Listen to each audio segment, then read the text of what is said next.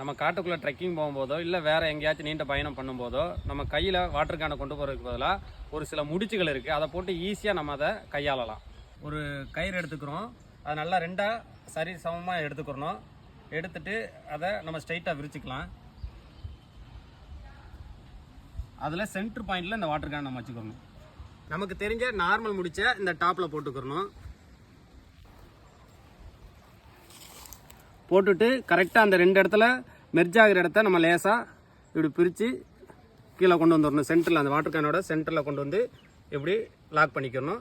Next அதே மாதிரி இன்னொரு முடிச்சு நமக்கு தெரிஞ்ச அந்த நார்மல் முடிச்சு தான் இப்படி போட்டு இப்படி எடுத்துக்கணும்.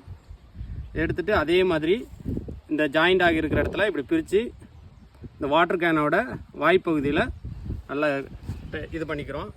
பண்ணிவிட்டு அதுக்கப்புறம் நார்மலாக நமக்கு தெரிஞ்ச முடிச்ச போட்டு இப்போ இதை நம்ம கையில் இப்படி எடுத்துக்கலாம். இல்லைன்னா நம்ம ஷோல்டரில் போட்டுட்டு எளிமையாக